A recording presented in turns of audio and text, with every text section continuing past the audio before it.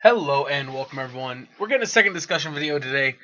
I talked about in my um, banner restricted November 18th, 2019 video. I talked about cards that I talked about things being unbanned in Modern was something I really would have liked to have seen. I'm going to revisit that right now. And I have some reasons for my thoughts. And I decided, you know what? Screw it. Let's do it. Let's just actually talk about the cards that are on the banned restricted list, um, and what I think and why I think cards could come off. Now, I'm not saying they should just go and unban every card that I think that could be unbanned, um, but I do think within reason a lot of these cards can come off the ban list. And I'm going to kind of talk about why. Now, admittedly, I could be wrong. I've only done testing with a few of these cards, and of those cards I've done testing with to see them if they were going to be unbanned or not, mainly it was Dark Depths, which we have a video on the channel already, and it was not. Dark Depths should never come off the banner restricted list. Not ever. Just no. Nope, not even a chance. Like, not until we get an actual Wasteland printed in Modern should it ever be considered coming off the ban list. Okay, so we're going to go ahead and start with so Ancient Den, and this is going to be Ancient Den, Sea of the Cyanod, if it wants to load. Vault of Whispers, Tree of Tales, and then there is one more. Great Furnace.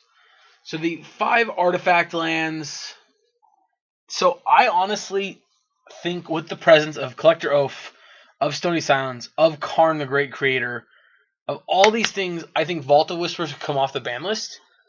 And more of the reason why I say this is because I think Mox Opal should be banned, or should get banned. And I think that adding these cards into back into Modern, adding them to the Affinity Shells, to the Hardened Scales decks, these kind of decks, I think it makes it so that, even with losing Mox Opal, your Arcbound Ravager Affinity deck can still play a similar game to what you're trying to play anyway. Do I think that's right? Maybe not. But they should all come off. All of them, if they're going to come, not just one or two of them. They should all just come off. Then we have Birthing Pod. Most people probably know this card. I definitely think Birthing Pod could come off the ban list. We have the creature that's the Birthing Pod, Vanifear. Is it Vanifear? Whoever, the Pod Mom. We have her in the format. The disadvantage to her is you have to wait a turn before activating her. And Birthing Pod you don't. If you have 4 mana with Birthing Pod, you can activate it right away. With that being said, yes, there is a infinite combo with a Vanifear deck that you can basically go off of any 2 creatures. But other than that, I think Birthing Pod's fine. We already have Collected Company decks. We have the Devoted Druid decks. They already have so much searching. I don't think that they would be decks that would really efficiently use Birthing Pod. Plus, Birthing Pod's pretty slow. For our current Modern, it comes down on 3, and you can't use it till the next turn. If it comes down on 4, you get to use it right away. Even with some ramp, you still have to have 4 mana to activate this card the same turn you play it. So it's a little expensive. I mean, don't get me wrong. I think it's really good, and I think it would be really good. But I think it's worth seeing how good it is or not. Yeah. Blazing Shoal's a no. I think Blazing Shoal just makes Infect too much. A little hard to deal with. So I'd vote no on that one. Bridge from Below, absolutely. I think Bridge from Below can come off the ban list. It was banned for Hogak's sins. Hogak's finally gone. Doesn't hurt. Now, do I think they will ever ban Bridge from Below? Only if we get a day where they're just we're gonna make the Modern ban list as small as possible and only only keep banned the things that we really think are problems. So, Chrome Mox, I don't even want to mess with more fast mana. I think this one might be a little bit worse than Mox Opal, just because the decks that play Mox Opal, it's basically inconsequential to play it. But I still say no. Cloudpost. So Cloudpost is one that I've heard a lot of people talk about, and the comparison I've seen and heard that I like the best is comparing Cloudpost to Tron. It is a lot more difficult to get a significant amount of mana on turn 3. And by significant, I mean 7 or more mana on turn 3 with Cloudpost. Now, if you have some kind of acceleration, you could do it technically. But I don't know what kind of acceleration that would be. But anyway, it's very hard to have Cloudpost, even Cloudpost, Glimmerpost, which is actually 7 mana on turn 3.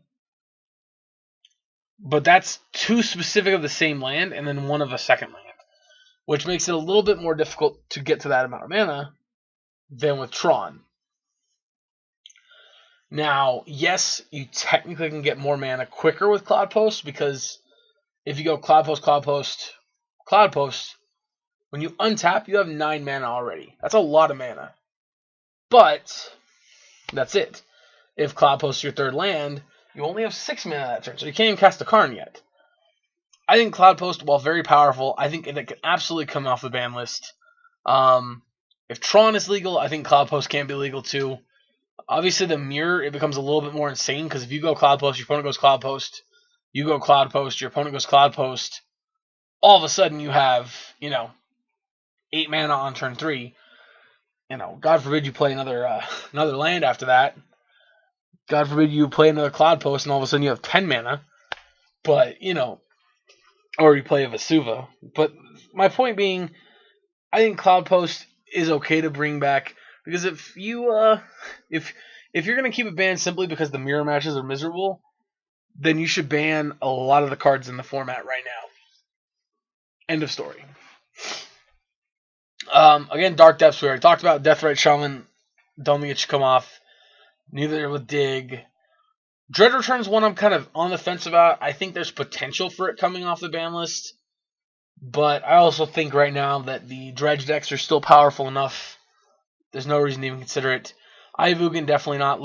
Faithless Looting, definitely not. Gataxian Probe, definitely not. Glimpse of Nature, definitely not. Golgari Grave Troll, absolutely not. Green Sun's Zenith. So Green Sun coming off the ban list. Now, I think it would be powerful, but not too much. I think it would make green decks really good, which admittedly right now, if Once Upon a Time goes, then it might be more reasonable. But I think it would maybe push the green decks in a direction that would be enjoyable and fun. Might be too powerful, but I would like to find out the hard way. Hypergenesis, from what I've seen with Hypergenesis, it's just another free spell that requires a lot of extra work. I mean, we have Living End already. Like, Living End a lot of times is just a Hypergenesis from your graveyard. We already have Ancestral Visions. We have the Rhinos suspend one. Like, put Hypergenesis back in the format. Try it. Let's see. I don't think it'd be too much. I think it'd just be another Living End. I mean, admittedly, it is harder to stop putting creatures into play from your hand. So, I get that. But still, I don't think it's too terrible. I don't think it would be the top tier deck. I think it's worth trying out. Ironworks, definitely not. And a Misstep, probably not. Ponder and Preordain, again, just way too efficient. The combo decks already have a lot of really good cards to draw. Storm would be bonkers with these. Punishing Fire.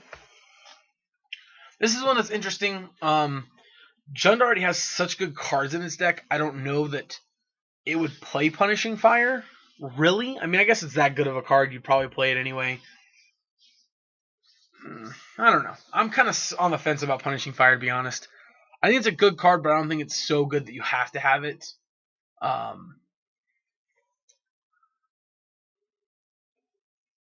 Yeah, maybe it shouldn't be banned, or shouldn't be unbanned. I can see giving it a try, seeing how it goes. It is a very expensive card. It does take a lot of mana to do what it does. I think it's worth trying. I think it's worth seeing how it goes. Rite of Flames, no. Seat, we already talked about. Second Sunrise, this is another one of those that let the kind of dirtily do-nothing decks like Crackle and Ironworks do their thing. I think being banned is good. Seething Song, again, a really powerful ritual we don't need in the format. Divining Top, card selection that's a little on the side of Preordain Ponder. Really don't think we need that card either. Skull Clamp, I think the decks that Skull Clamp would be really advantageous in, it might be a little too powerful in. So I can completely see a reason for not wanting it unbanned. Yeah, I think this is one that you can't unban. Too many decks already that wouldn't mind having it just as the draw, just as one mana draw a card or draw 2 cards. This card's stupid, actually. Yeah, no, I forgot it draws you 2 cards. This card should never be off the ban list. This card's dumb. Splinter Twin. Splinter Twin's one that I think can come off the ban list. We have the cat combo. We've got all these other combos. I mean, the Urza deck, it feels like you're playing Splinter Twin back in the glory days when Splinter Twin was unbanned and bonkers. And you just have like so little ways of interacting with it. Well, now we can interact with it. You know, it's able to be interacted with. So I think it'd be worth testing it, seeing how it goes, kind of like it with Stoneforge. If it's too good, put it back. If it's not too good, leave it. Summer Bloom, I'd say the Amulet Titan is at the point right now where it's good, but it's not too good, and I think Summer Bloom is just too much of a push for that deck. Treasure Cruise, absolutely not. And Umuzawa's Jits, definitely not. If we had no Stoneforge Mystic, maybe, but we have Stoneforge Mystic, so, and I would rather have that banned than unbanned or than reban Stoneforge Mystic. I'd rather have that banned rather than unban Stoneforge or reban Stoneforge Mystic. So, yeah, and there's a lot of cards I think that's worth risking coming off. There's a lot also that I guess I can completely see an argument for no, we're not taking this card off the banned and restricted list. Yeah, I think this list I think it's fine. I think there's a lot of cards, like I said, like Green Sun might be okay. I think the thing is they're too afraid to reban cards. And I think you shouldn't be. I think you should mix up Modern. You should keep it a format that's fun, enjoyable, and let people play with their favorite cards. And if it's too powerful, ban it. It's not like it's standard where you're relying on these sales of these sets. You know, that's not what your primary goal is. These are older formats that you want people to go back and play. You know. So, I don't know. I think they should let people have fun. As they say in sports, just let the kids play. I don't know. Let me know what you guys think in the comments, though. I want to hear your thoughts. Yeah. I mean, as someone who plays Affinity, like has played the Hardened Scales Affinity deck a lot, Tree of Tales would be a cool addition, and it would be good, but not so good that it would be like ridiculous. Plus, Karn the Great Creator is legal, so that's feel bad. But anyway, let me know what you guys think. And let me know what you guys think that any of these other cards come off the ban list and why. Yeah.